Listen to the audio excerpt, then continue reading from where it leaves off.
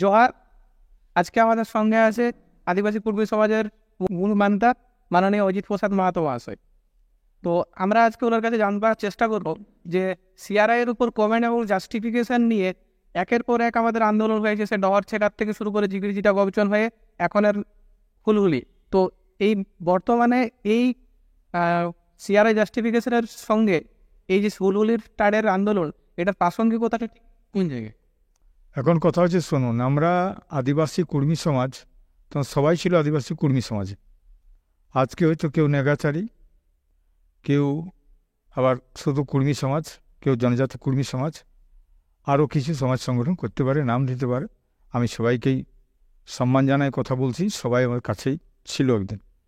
এখন কথা হচ্ছে, আমরা 2017 সালে আমার মাননীয় মুখ্যমন্ত্রী 18/5/2017 তারিখে কমেন্ট জাস্টিফিকেশন মানে সিআরআই রিপোর্ট সহ ক্যাবিনেটের রেজলিউশন পাঠায়।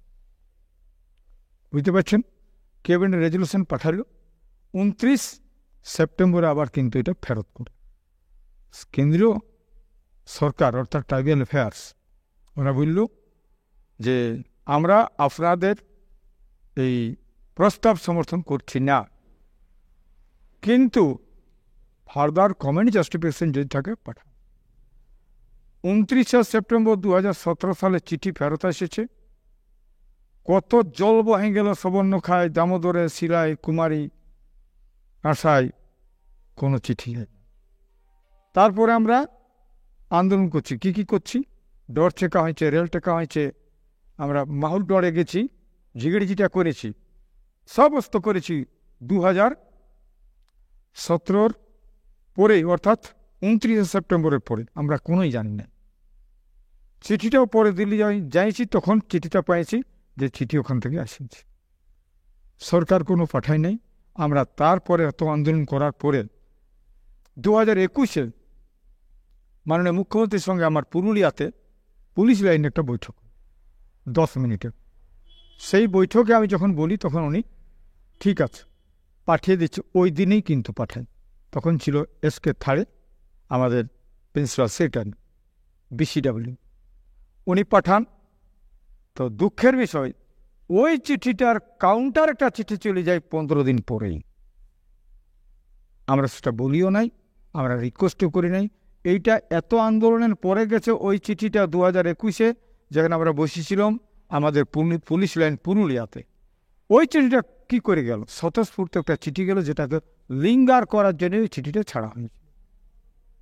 এরপরে আমাদের রেল টেকা সব কিছু হয়। রেল টেকাতে আপনারা সবাই ছিলেন আশা করি। 2022-এ যখন রেল টেকা হয়, সারা বিশ্বের শ্রদ্ধা লোকে দেখে ভার্চুয়াল মিটিং হয়। ভার্চুয়াল মিটিং পজিটিভ হয়। ওনারা ডেট দেন 28 তারিখে সেপ্টেম্বরে। আমরা যাই সেখানে। যাওয়ার পর আমাদের একদম মিনিটস কিন্তু আমাদেরকে দিল না। আমরা বলেছিলাম যে পরবর্তীকালে আপনারা যা আলোচনা হয়েছিল আমাদেরকে সেটা দেন। ওনারা বলেছিলেন 1.5 মাসের মধ্যেই আপনাদের সমস্ত চিঠি চলে যাবে, এভিডেন্সগুলো দিয়ে রাখুন। ওদের কাছে এভিডেন্স থাকা সত্ত্বেও আমাদেরকে চাওয়া হলো, আমরা দিলাম। কেন পজিটিভ যদি হয় তো ভালোই বটে, এই আশায় দিয়ে দিলাম। কিন্তু 1.5 মাস পেরাই গেল, কতদিন পেরাই গেল, ঘুরে জল বইতে শুরু করলো, হইল না। আবার 5 তারিখে রেল টেকা করল, 5 এপ্রিল। সেদিন ছিল আমাদের শহীদ রঘুনাথ মাথুর শহীদ দিবস। ওই দিন শুরু করলাম, আবার 5 দিন চলল। আমাদেরকে লাস্ট অবধি যে আমাদের মুখ্য সচিব কলকাতার, উনি একটা চিঠি পাঠান বসার জন্য। আমি বললাম, চিঠি আমাদের বসার কোনো দরকার নেই, আপনি পাঠান। এই বলে চিঠিটা আমরা ফেরত দিয়ে দিলাম। আমরা চিঠি নিই নাই। আমরা রেল কিন্তু মানুষের মানে কষ্ট দেখে তুলে নিলাম। আবার যে কথাই বলেছিলাম আগে, যে কোনো যদি না হয় ওই 20 সেপ্টেম্বর ঘুরে 20 সেপ্টেম্বর করবে, এই 20 সেপ্টেম্বরটা ঘুরে আমরা করেছিলাম। কিন্তু প্রশাসন তার আগে থেকেই আমাদের প্রত্যেকটা কর্মীর ঘর, সমস্ত নেতার ঘর যায় সব কিছু বন্ধ করে, মানে অঘোষিত একটা এমার্জেন্সি রিজু করে, অঘোষিত একটা 140 পড়লেও বেশি কারফিউ জারি করার মতন করে দিল। কোনো লোকে বাইরে দেয় নাই। আর সব লোককে বন্ধ করা হলো, গাড়ি বন্ধ করা হলো, একটা মিথ্যা কেস করা হলো। সেই কেসের বেসিসে আমাদেরকে বললো, হাইকোর্টে বলে দিল যে এরা করতে পারবে না। আমরা তুলে দিই, আমি চলে যাই ঝাড়খণ্ডের প্রায় 4টা জায়গাতে, আর উড়িষ্যার 2টা জায়গাতে রেল টেকা আমাদের কর্মসূচি হয়। এখন কথা হয়েছে এত রেল টেকা, এত জিগড়িজিটা, এত ডর টেকা, তাও কোনো জাস্টিফিকেশন গেল না। ইয়ার পর কী আন্দোলন করব, কী করব? এই করার জন্যে কিন্তু সবার মতামত দরকার আছে। আমি সমস্ত সংগঠনগুলোকেও ডাকেছি। কুর্মীর নামে যত সংগঠন আছে আমাদের 4টা স্টেটে, আসাম, উড়িষ্যা, ঝাড়খণ্ড, ওয়েস্ট বেঙ্গল, সবাইকে ডাকিয়েছি। প্রায় 5,000 প্রতিনিধির মিটিং হবে, সেখানে চর্চা হবে। এছাড়াও টিএমসির কর্মীরাকে, বিজেপির কর্মীরাকে, এই কংগ্রেসের কর্মীরাকে, আরও বিভিন্ন রাজনৈতিক দলের যে কর্মীরা আছে সবাইকে ডেকেছি। কেউ কসুর যেমন না করে, যার যা বলার আছে সব শুনব, কিন্তু একটা যৌথ মতামত দরকার আছে আগামী দিনে কী করবে করুন। এইটা করে আগামী দিনের জন্য 8, 9, 10 মার্চ 2024, 8, 9 হবে আমাদের, যেটা হচ্ছে আমাদের আলোচনাটা, মানে ইনডোর যাকে বলে ঘারুয়া, আর পরেরটা দিন হচ্ছে প্রকাশ। সবাইকে আলোচনা করে কি করব সেটা ঠিক করেছি। লক্ষ লক্ষ লোককে বলেছি আসতে। আমরা আশা করছি 20 লক্ষ লোকের সমাবেশ। 4টা স্টেটে কর্মী ভরে আছে। আর অনুরোধ করব আপনারা সবাই আসুন, আপনাদের মতামত যেন থাকে, আমাদের যেন কোনো রকম পার্থক্য থাকে না। ডিফারেন্সিয়ালিটি একটা বহুত বড় জিনিস হয়ে যাচ্ছে আমাদের কাছে। আজকে সবাই আমরা নিজের নিজের পৃথক পৃথক সংগঠন করছি, আর নিজেরা পৃথক হচ্ছি। আরেকজন আমার নিজের ভাইয়ের কাছে আমি পৃথক হচ্ছি, এর কাছ থেকে পৃথক হচ্ছি। নিজের অস্তিত্ব জাহির করার জন্য আমরা নিজেকে রিপ্রেজেন্ট করছি, নিজেকে ব্যক্তিগতভাবে। আমি চাইছি সবাই ঐক্যবদ্ধভাবে সংগ্রাম করা যাক। আজকে যদি মানে আমাদের পাঞ্জাব হরিয়ানাতে কৃষক আন্দোলন 200 গ্রুপে ভাগ আছে, কিন্তু সবাই যদি এখন লড়তে পারে, আমরা কেন পারব না? এইটার জন্যেই এইটা ডাকা হয়েছে। আপনাদের কাছে অনুরোধ, আপনারা সবাই আসবেন, কোনো রকমভাবে নয়। তবে আমাদের যারা ডেলিগেট হবে, পরিষ্কার কথা, 700 টাকা ডেলিগেট ফি আছে। এটা অনুরোধ করছে এইটাই। কেনে না, কুর্মীরা দিয়ে শিখে এখনও শিখে নাই। আমরা কোথাও যাই তীর্থে, উত্তর ভারত, দক্ষিণ ভারত যাচ্ছি, আবার ঢুকায় দিচ্ছি মন্দিরে কত টাকা কত পয়সা, কিন্তু আমি খাবো এটা বলছি পয়সা লাগবে, মানে ওটা ফ্রি খাতে চাইছি আমরা। তো এরকম যেন না হয়, সবার কাছে আমার অনুরোধ, সবাই যাবেন। আর আগামী দিনে প্রোগ্রামটাকে কী করে সফল করা যায়, কারণ সত্যিকারের লড়াইটাকে দরকার আছে তুঙ্গে উঠানো। এই লড়াইটা কী লড়াই হবে সেটা একক আমি কাউকে চাপাইতে চাই নাই, আমার মতামতটাই রাখতে চাই নাই। সেখানে সাবজেক্ট ম্যাটারটাও ক্লিয়ার হবে এখানে। আর আমরা বলবো 2 দিন আলোচনা করে যা হবে সেই আলোচনাটাই আমরা সবার বড় হবে, ওই সিদ্ধান্তটাই সবার উপরে, আর সেই সিদ্ধান্ত আমরা সবাই মানি চলব। আচ্ছা, আরেকটা জিনিস, 2021 সালের 20 তারিখে যে চিঠিটা বললেন, তারপরে 6 তারিখের একটা চিঠি পাঠানো হয়েছিল, যেটা 15 দিন পরের যেটা বলছিলেন। তো ওইটা আমি 3টা RTI করেছিলাম, ব্যক্তিগতভাবেই করেছিলাম। তো ওই 3টা RTI এর রিপ্লাইয়ে যেটা পেয়েছিলাম, সেখানে কিন্তু সেন্ট্রাল গভর্নমেন্ট সরাসরি ওটা অস্বীকার করেছিল যে 6 তারিখের চিঠিটা কিন্তু মিনিস্ট্রি অফ ট্রাইবাল অ্যাফেয়ার্সও পৌঁছায়নি, মিনিস্ট্রি অফ কালচারও পৌঁছায়নি, আর অ্যান্থ্রোপোলজিক্যাল সার্ভে অফ ইন্ডিয়ার দপ্তরে আমি নিজে গেছিলাম হেড অফিসে, তো সেটা কিন্তু কোথাও পৌঁছায়নি। তাহলে ওই চিঠিটাকে মানে শুধুমাত্র কী কারণের জন্য দেওয়া হয়েছিল আমি কিন্তু মানে ওটা আমি আলোকপাত করতে পারবো না, কারণ ব্যাপার হচ্ছে পরিষ্কার কথা।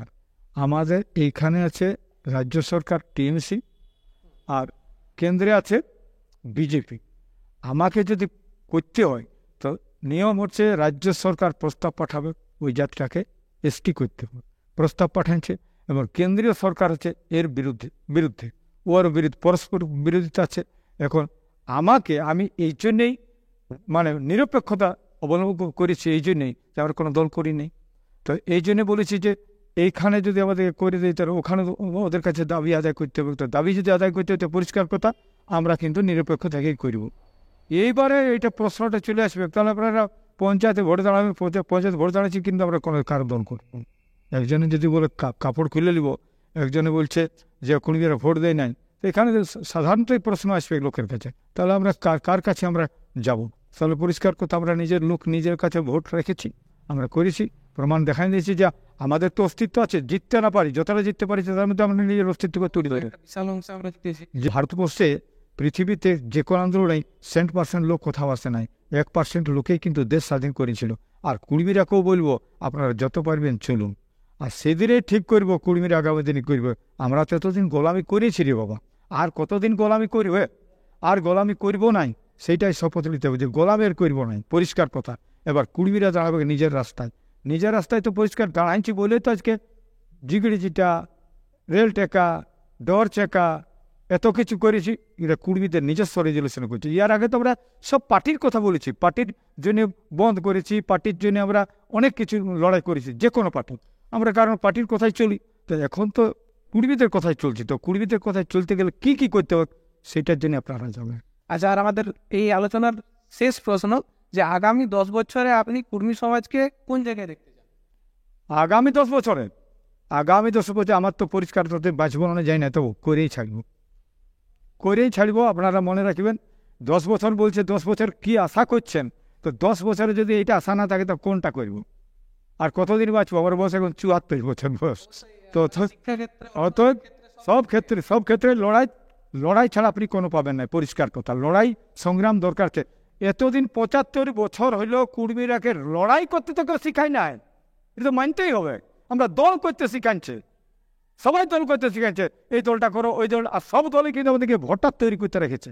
আর আমরাকে কিন্তু কুর্মীরা আদিবাসীর ক্যারেক্টার হচ্ছে বিশ্বাসে বেইমানি করবেন না কাউকে, কৃতজ্ঞতা স্বীকার করে।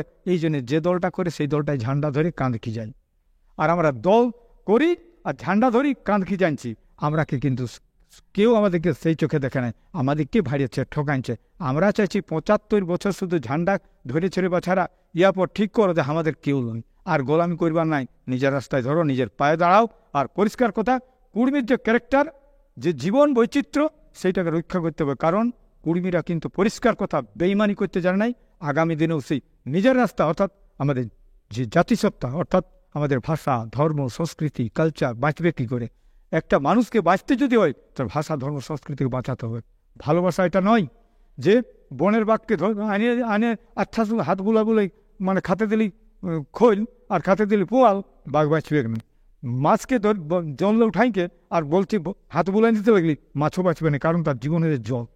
তেমনি কুর্মীদের যে ক্যারেক্টার, কুর্মীদের যে জাতিসত্তা, এটাকে যদি রক্ষা না করা হয়, কোনো জাতিসত্তা ছাড়া বাঁচতে পারে নাই। আমাদের জাতিসত্তা বাঁচবে কি করে? সবচেয়ে বড় লড়াই। আজ কেউ যারা আছি তারা কেউ থাকবে না, মরে যাব। কিন্তু পৃথিবীর বলছে, একটা বলছে genocide is not event but it is a process. Genocide করা একটা আগামী জিনে পরিষ্কার করা উচ্চবর্ণীদের একটা কাজ, একটা অ্যাকশন, যে একটা জাতকে খতম করতে গেলে জেনোসাইড করতে হবে, তার ভাষা, ধর্ম, সংস্কৃতিকে খতম করতে হবে। তা আমি আপনার কাছে অনুরোধ করছি, আর জেনোসাইড হতে যাবে নাই, জেনোসাইড নেই। আমরাকে বাঁচতে গেলে লড়াই করে বাঁচতে হবে এবং ভাষা, ধর্ম, সংস্কৃতিকে রক্ষা করতে হবে। এটাই আপনাদের কাছে জয় জানাই। জয় গোরাম। আদিবাসী কুর্মী সমাজ জিন্দাবাদ। ইয়েস।